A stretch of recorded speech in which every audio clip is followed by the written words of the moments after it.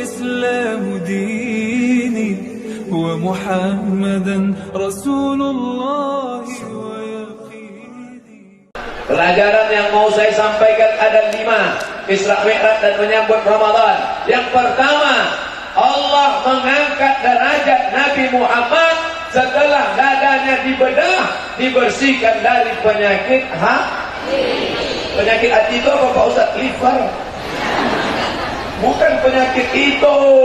Penyakit yang paling mengotori hati adalah, Bapak Ibu semua hafal ayatnya, wa min syarri hasidin iza. Itulah penyakit yang paling merusak, namanya hasad. Apa itu hasad? Tak senang menengok orang lain dapat nikmat. Menengok orang lain dapat nikmat. Iyalah, dia bisa duduk di bawah tenda, kami kepanasan. Siapa ibu bapak yang sakit hati menengok orang yang dapat nikmat ini, berarti dia sudah hasad. Kami mendoakan kalian yang kepanasan supaya hati kalian dingin. Kalian pun doakan juga kami supaya mudah keluar nanti selesai acara. Artinya kita saling doakan yang baik. Panjangkan umur Pak Bupati, sehatkan badannya. Yang sakit-sakit hati jangan berdoa, ya Allah copelah yang mati. Kalau bisa jangan langsung mati, stroke agak 6 bulan. Jangan. Orang yang busuk hati, maka nanti badannya akan sakit. Pergi undangan, balik undangan, tiba-tiba jantung tak tentu. Bapak tak sampai hati menengok bini sakit, pergi ke puskesmas. Pak dokter puskesmas, tolong bini saya di rumah kesakitan. Puskesmas pun datang ke rumah membawa balon ketek yang hitam. Wah, ini tinggi betul tensinya. Berapa Pak dokter? 150/180. Jangan jauh-jauh dari rumah. Kenapa Pak dokter? Payah ngurus jenazahnya. Ada makan kambing? Tak ada. Ada makan gulai kambing? Tak ada. Ada makan soto kambing? Tak ada. Ada makan sate kambing? Tak ada. Ada makan sop kambing? Tak ada. Rupanya bukan salah kambing. Kenapa darah bisa naik? Tadi waktu undangan nampak kawan pakai gelang emas besar. Kawan yang pakai gelang emas ini pun menunjukkan pula beda-beda jam berapa ya? Jam berapa? Datang. Sudah tahu kawan sakit hati, yang menengok pun tak tahan. Asal apa?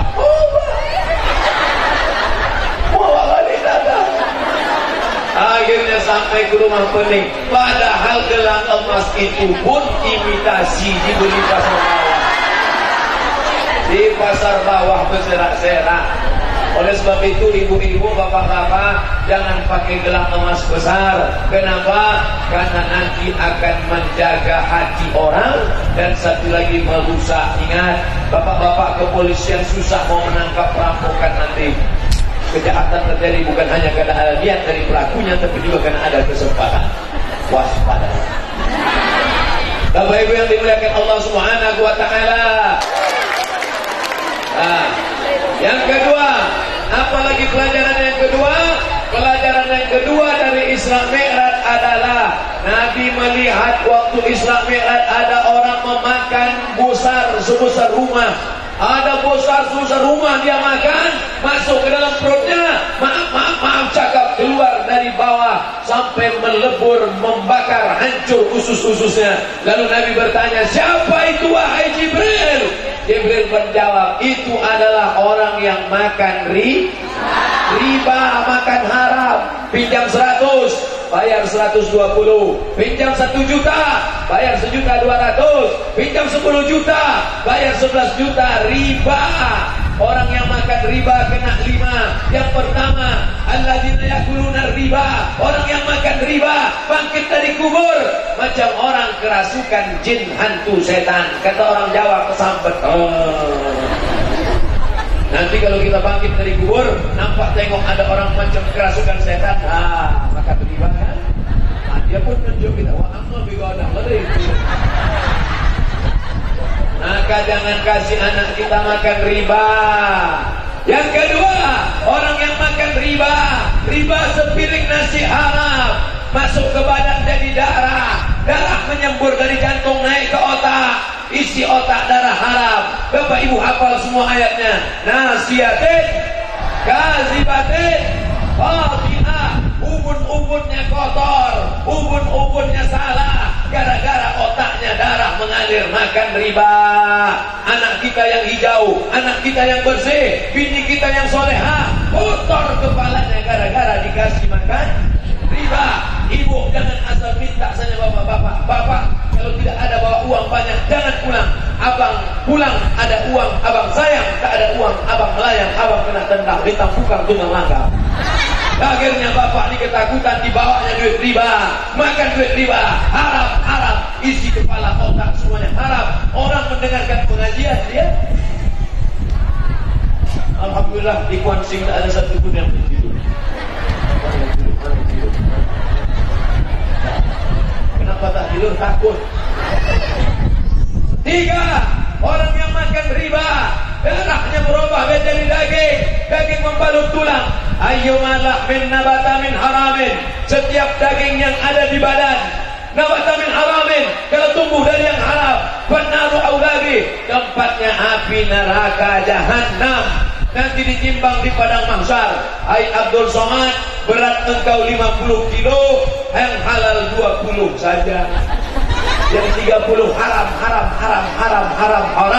masuk neraka jahanam, dibakar. Berapa panasnya Pak Ustaz? Diletakkan batu kerikilnya di tapak kaki, mendidih otak di kepala. Yang ketiga, duit riba diberikan kepada anak yatim, santunan kepada anak yatim.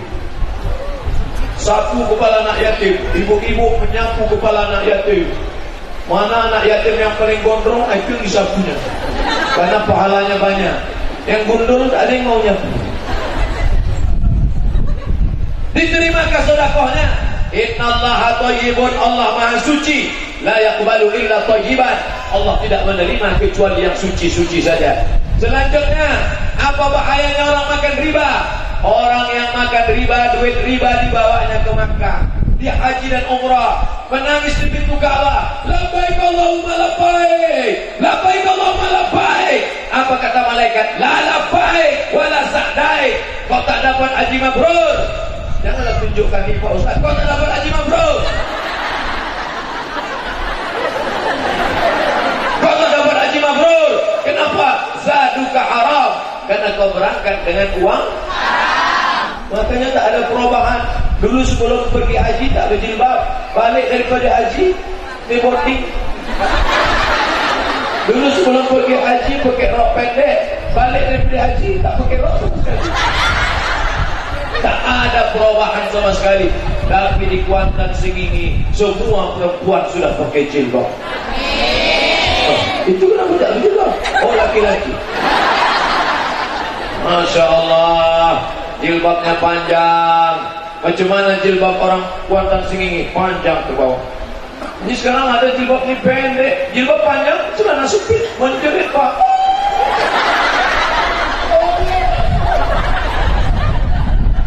Jangan pakai celana sempit, karena kalau pakai celana sempit ke masjid, banyak bapak-bapak masuk parit gara-gara nengok ini. Kenapa ya? Jangan pakai celana sempit, karena kalau pakai celana sempit peredaran darah tidak normal. Dokter sudah ngasih tahu jangan pakai celana sempit, jangan pakai celana legging. Tapi orang tak peduli, biar sempit asal gaya. Celana sempit itu di Amerika dipakai di ruang tertutup senam aerobik. Sampai awak dipakai di pasar pagi Arengka. Banyak tukang ayam salah potong. Nanti potong kaki ayam, orang leher ayam. Alhamdulillah di Kuantan Sengingi tak ada lagi orang pakai celana sempit. Ibu kemarin celana sempitnya mana? Udah mau sedekah kan Pak Ustaz? Mengalirlah dosanya. Celana sempit itu digunting untuk lap tangan, digunting untuk lap kompor, atau hanyutkan ke sungai, dipakai putri duyung. Bapak Ibu yang dimuliakan Allah Subhanahu wa taala, Jangan pakai celana jin. Kenapa tak pakai celana jin? Banyak anak gadis diganggu jin. Waktu ditanya, kenapa kamu mengganggu hai jin? Apa kata jin? Karena celana kami dipakainya. Alhamdulillah, di konten sini tak ada lagi orang pakai celana jin. Laki-laki pakai celana jin silakan. Ustaz Somad kenapa tak pakai celana jin? Iya juga ya. Ini hadiah dari Kuantan Singing. Bajunya batik, celananya lembut. Kalau dikasih tadi celana jin, kamu pakai. Kalau jinnya koyak di sini, oh tidak. Nampak lutut, udah lah hitam, pukul sudah. Bapak Ibu yang dimuliakan Allah Subhanahu wa taala, kenapa orang mau pakai pakaian sempit? Karena otaknya kotor. Siapa yang mengotorinya? Karena makanan haram. Akhirnya setan masuk ke otak. Alladzi waswisu fi sudur. Sudur artinya dada, bukan sendok. Alladzi waswisu fi sudurin nas. Sudur, dada. Karena di dada itu jantung. Letak jantung itu di dada sebelah kiri. Coba rasakan dia berdegup dan berdetak. Dia berasa? Masih berdegup kan? Kalau tidak, kasih tahu. Dan kami laksanakan 4. Mandikan, kafankan, kuburkan, sholatkan, kuburkan. Nah, angkat tangan. Bapak Ibu yang dimuliakan Allah Subhanahu wa taala, maka selama dia ada di dalam diri kita, selalu berbisik-bisik, lawan. Cara melawannya, jangan makan haram. Karena jantung menyemburkan darah, darah naik ke otak. Kalau sampai darah tak normal naik ke otak, itulah orang kena penyakit apa namanya, stroke ringan. Mudah-mudahan yang sakit diberikan kesembuhan insyaallah. Ceramah saya dibagi 3. Yang pertama ceramah, yang kedua menjawab pertanyaan yang ditulis di kertas, tapi jangan banyak-banyak, 3, 5, 10, oke, no problem. Yang ketiga nanti kita berdoa supaya kita sehat, iman dan Islam, dan bisa melaksanakan puasa Ramadan tahun ini insyaallah. Yang ketiga, pelajaran dari Isra Mi'raj. Yang pertama, apa tadi yang pertama? Lupa Bu. Hah?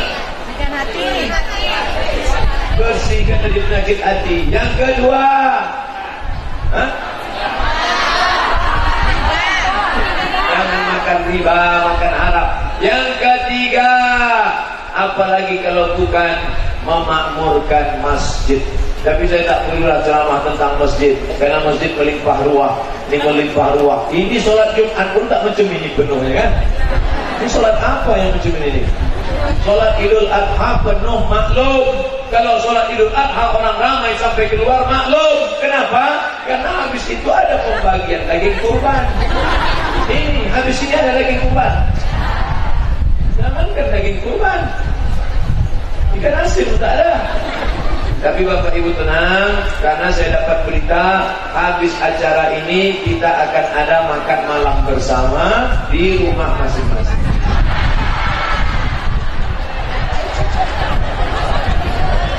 Bapak Ibu yang dimuliakan Allah Subhanahu wa taala, oleh sebab itu maka masjid, anak-anak dibawa ke masjid. Tuh, anak-anak bawa ke masjid. Berapa orang anak-anak dibawa ke masjid? Anak-anak dibawa ke masjid, tapi pakai pampers. Karena kalau tidak dia kencing di masjid, kotor karpet. Bapak-bapaknya yang mengantuk siang hari, nanti di bulan Ramadan tengoklah, makin besar masjid, makin sejuk AC-nya, makin lapang masjid, maka siang Ramadan makin banyak orang iktikaf diam di masjid. Betul? Jam-jam 2 tu kalau tengok, oh penuh macam ikan sarden. Kita bangunkan, Pak, jangan tidur di masjid. Langsung dia bangun membacakan hadis, naumus shaim wal ibadah. Tidurnya orang puasa adalah ibadah. Hafal pula hadis itu. Sampai hari menghafal hadis itu. Hadis yang lain tak ada hafal. Tidurnya orang puasa adalah ibadah, hadis dhaif. Boleh dipakai untuk qada'il amal, tapi untuk memberikan motivasi tidur tidak. Kalaupun terpaksa mau tidur di masjid, tidurlah telentang, jangan telungkup. Karena kalau telungkup ngeces keluar air liur kena ke karpet. Orang malam mau sujud tarawih, doa paling banyak waktu sujud, Allahu Akbar. Imam lama sujud, dia menahan nafas. Allahu Akbar. Imam mengucap Allahu Akbar, makmum Alhamdulillah. Saya nih Pak Ustaz, jangankan tidur telungkup, tidur telentang pun ngeces juga. Apalah lu, belilah pempers. Bapak Ibu yang dimuliakan Allah Subhanahu wa taala, ini Masjid Kuantan Sengingi kebanggaan kita. Model arsitekturnya mantap, di dalamnya pula mantap, megah dan mewah. Karpetnya luar biasa, keramiknya memanjat sampai ke tiang. Mudah-mudahan jamaahnya juga ramai insyaallah. Amin. Masjid-masjid yang dekat rumah kita jangan sampai kita tinggalkan. Isi ceramah-ceramah yang berkualitas. Ada Dr. Hamdani dari Pesantren Syafaatul Rasul. Ada Ustaz, siapa namanya? Hah? Ustaz Mulkan. Aduh, Ustaz Mulkan dari Madinah tuh. Ustaz Mulkan tuh dari Madinah. 4 tahun di Madinah, 4 tahun minum air Zam-Zam. Awak sampai hari di Madinah. Habis itu suruh polisi berangkat. Roh, adik. Sampai tahun di situ. Makan di Madinah, tidur di Madinah, makan di Madinah, jalan-jalan di Madinah. Mengigaunya pun pakai bahasa Arab. Itu datang pengajian, ikuti semua. Ada pula yang LC di Al-Azhar, MA di Al-Azhar. Ustaz Somad itu cuma LC di Al-Azhar, MA-nya pindah ke Maroko. Tapi ini orang LC Al-Azhar, MA Al-Azhar. Ustaz Irsyad Azizi dari Kuansing. Datangi, manfaatkan ilmunya. Orang bolak-balik belajar di Al-Azhar, tapi LC pulang. LC lagi cemas. Dia LC Azhar, MA Azhar, kepalanya isinya hadis-hadis Nabi. Belajar sama dia, undang ke masjid-masjidnya, ramaikan majelis taklim. Alhamdulillah Pak Ustaz, masjid kami ramai tiap malam Ramadan. Tiap malam? Iya, dari malam 1 sampai 10 aja Pak Ustaz. Malam yang ke-20 tinggal pemain inti saja lagi. Malam pertama, kedua itu ramai, ada pemain naturalisasi Pak Ustaz. Bapak Ibu yang dimuliakan Allah Subhanahu wa taala, maka ini masjid harus kita jaga. Yang keempat, apa yang kita perlu persiapkan setelah Isra Mi'raj masuk ke bulan Ramadan, maka kita siapkan tak lain tak bukan adalah mansoma. Yang keempat, siapa yang puasa di siang hari imanan karena takut pada Allah, wahtisaban karena mengharapkan balasan dari Allah, ukira lahu ma taqaddama min dzambi, diampunkan Allah dosa-dosanya yang lalu. Puasa itu apa? Tahan mata, tahan hati, tahan kepala, jangan mikir macam-macam, tahan telinga. Alhamdulillah Pak Ustaz, suami saya kalau bulan puasa matanya memang dia tahan dari mulai subuh sampai maghrib tak buka-buka. Ini tak betul. Bukan berarti puasa mengurangi etos kerja. Pak polisi tetap bekerja di lalu lintas jalan raya. Bapak tentara tetap mengamankan negara kesatuan Republik Indonesia. Bapak-bapak pegawai ANS, PNS tetap masuk kantor. Tidak ada keringanan, tetap bekerja, tetap beraktivitas. Ustaz Somad tetap ceramah. Tapi kita tetap menjaga. Masuk ke kamar mandi, kunci pintu, minum agak 2 teguk air. Ada orang tahu? Tidak ada. Jangankan 1 teguk, masukkan kepala, minum setengah bak. Habis minum, pas mau keluar, keringkan bibir. Setelah kering, keringkan kepala. Buat dia yang mau mati. Padahal perut kenyang. Ada orang tahu, tak tahu, tapi dia maha tahu. Siapa dia? La ta'khuzuhu sinatun wala naum. Itulah makna puasa. Ada makan, taat. Datang kawan, ini yang muda-muda nih, banyak godaannya. Datang kawan ngajak, bro, ayo kita makan soto Medan. Tidak, haram. Aku sedang puasa. Sekali ini aja, nanti kita ganti. Tidak, sekali tidak. Aku yang bayar, ayo. Sekali haram, tetap haram. Jangan ada. Ini orang mudah saja membatalkan puasa. Man mata, siapa yang mati, wa alaihi syamun, punya utang puasa. Suman waliyuhu, ahli warisnya wajib melaksanakan puasa penggantinya. Ibu, kemarin berapa kali puasa ibu tinggal? Berapa kali kemarin puasa ibu tinggal? Ramadan kemarin 7 hari tinggal. Sudah diganti apa belum? Alhamdulillah. Padahal belum. Udah. belum ganti. Man mata, siapa yang mati? Janganlah tunjuk kami Pak Ustaz. Siapa yang mati? Wa alaihi siyamun, punya utang puasa. Soman huwa liyuhu, ahli warisnya wajib menggantikan puasanya. Tanya emak kita, tanya ayah kita, berapa kali puasanya tinggal? Alhamdulillah Pak Ustaz, istri saya puasanya tinggal 7 hari. Bapak berapa? 14 hari. Rupanya laki-laki ini lebih banyak pula puasanya tinggal. Maka ganti puasanya Pak, puasa ibu ganti. Jangan sampai mati menghadap Allah ada hutang piutang. Hutang kepada manusia bisa dibayar, hutang kepada Allah mesti ditebus dengan ibadah-ibadah. Maka jangan sampai tinggal puasa. Yang kita sayang sama anak-anak kita, ajarkan mereka berpuasa. Yang umur 5 tahun, 7 tahun, jangan dipaksa. Kalau dia minta makan, kasih makan, ma. Minta makan, ma. Nanti tunggu azan maghrib, sedikit lagi, pas azan maghrib mati. Insyaallah tidak, semuanya sehat walafiat insyaallah. Ustaz Somad, ada tak tinggal puasa dulu? Ada. Saya kan lahir tak langsung jadi ustaz. Waktu sekolah dulu datang kawan bawa soto, mama, ayo makan, ayo. Tapi setelah ini saya ganti semua dah, obat saya sudah. Bapak Ibu yang dimuliakan Allah Subhanahu wa taala, maka ini nafsu ditahan. Kalau puasa menyentuh hati, ringan tangan berbagi, sedekah. Tapi kalau puasa menyentuh lambung, nasi tinggi membumbung. Tulis besar-besar di depan ruang tamu. Kalau puasa menyentuh hati, ringan tangan berbagi. Kalau puasa menyentuh lambung, nasi tinggi membumbung. Oh, Allahu Akbar, Allahu Akbar. Tak selesai maghrib, Pak. Jangan takbir. Apa guna puasa tadi? Puasa itu menahan makan, menahan nafsu, menahan telinga, mata tak boleh memandang yang tidak-tidak, tak boleh duduk di tepi jalan, nampak orang besar pakai baju kekecilan, orang kecil pakai baju kebesaran. Otomatis mata memandang, mau ditundukkan, nafsu menyuruh, mau dipandang, puasa rusak. Datang pula orang menelpon, kabarnya si anu begini. Jangan bicara aib orang lain, kita sedang puasa. Jangan telepon saya, kita sedang puasa. Stop, jangan bicara. Terus gimana? Kita lanjutkan di WA aja. Sama aja. Mulut tak bicara, tapi tangan bicara.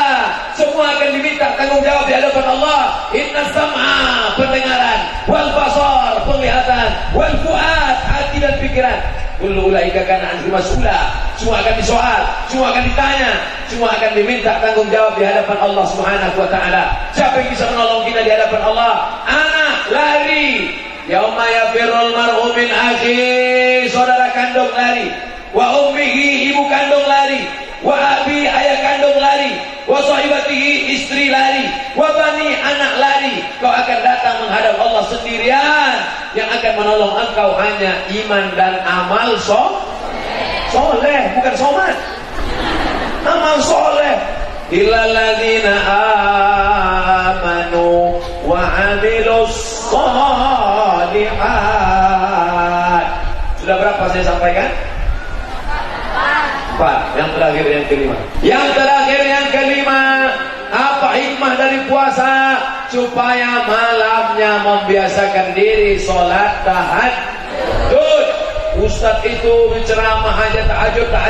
Jangan-jangan dia tak tahajud. Tadi malam Ustaz tidur di mana? Peranap. Di Peranap di mana? Tak tahu dah rumah siapa. Yang jelas rumah saudara kita orang beriman dekat tanah lapang. Tidur karena capek dari lalak, lalu terbangun jam 4. Jam 4 masih bisa tahajud? Bisa. Mandi, bagus mandi malam. Katanya mandi malam rematik sakit tulang.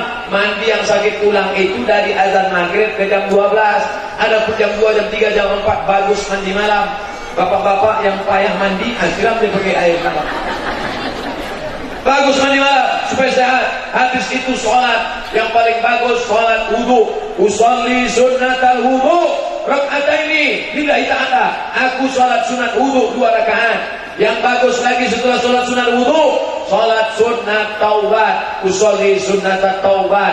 Habis sholat sunat taubat, sholat sunat hajat. Hajatnya apa? Hajatnya yang anaknya kuliah supaya cepat sarjana, insyaallah, amin. Usolli sunatal hajat. Yang sudah sarjana supaya cepat dapat kerja, insyaallah, amin. Yang sudah kerja supaya bisa menikah, amin. Yang sudah menikah supaya anaknya soleh dan solihah, amin. Nah, sebutkan usolli sunatal hajat. Hajatnya dalam hati aja. Usolli sunatal hajat. Allahu Akbar. Ayatnya terserah. Ghairil maghdubi alaihim waladdallin. Amin. Lama dia memilih ayat karena dia banyak hafalan. Qul huwallahu ahad. Bapak Ibu yang dimuliakan Allah Subhanahu wa taala, bangun tengah malam, tasaharu, makan sahurlah. Tasaharu, makan sahurlah. Fa inna fis sahuri barakah, karena dalam sahur ada barokah. Banyak ibu-ibu tak mau makan sahur. Ibu enggak makan sahur takut gemuk. Akhirnya minum air 1 gelas. Nanti bukanya makan 3 piring. Sama aja. Makan itu tidak membuat orang gemuk. Silakan makan banyak-banyak, tak gemuk. Mana contohnya? Ini contoh. Saya tadi makan sama Pak Bupati, semua saya makan. Tak pernah saya nahan makan. Saya kalau ceramah diundang ditanya sama orang, Ustaz sudah ada pantangan? Sudah Pak. Apa pantangannya? 1. Apa pantangan? Pantang loke abi. Apa yang dimuliakan Allah Subhanahu wa taala, yang salah itu bukan makanannya, yang salah itu adalah pola makannya. Makan tak apa-apa, kulu, makanlah, wasrabu, minumlah, wala tusrifu, jangan berlebih-lebih. Ini makan sampai 4 kali tambung. Ini ususnya berapa kilometer? Induk dari segala penyakit adalah makanan. Maka berpikir sikit, makan banyak, pikir sikit. Sikit-sikit tidur, sikit-sikit tidur. Nabi itu tidurnya sikit, umatnya sikit-sikit tidur. Nabi Muhammad itu makannya sikit, umatnya sikit-sikit makan. Sikit-sikit makan. Menjelang sholat tarawih ke tarawih pun sempatnya makan. Subhana malikil mahmud, subhana malikil mawjud. Bapak Ibu yang dimuliakan Allah Subhanahu wa taala, yang kelima adalah mengendalikan hawa nafsu dengan tetap ibadah di waktu malam. Itulah 5 yang dapat saya sampaikan. Nanti kalau ada orang bertanya, siapa yang ceramah di Masjid Kuansing tadi? Ustaz Somad. Apa yang dia sampaikan? Ada 5 hikmah Isra Mi'raj dan Ramadan. Apa yang 5 itu? Entah, aku mudah ingat. Rekamannya ada insyaallah. Ini ada rekaman kamera 1, rekaman kamera 2, rekaman HP ada. Bapak pun ada juga pakai HP, bapak pun ada pakai HP. Ini ada lagi kamera. Oh, banyak kamera rupanya. Nah, ini tak ada. Di dalam ini tak ada yang punya kamera.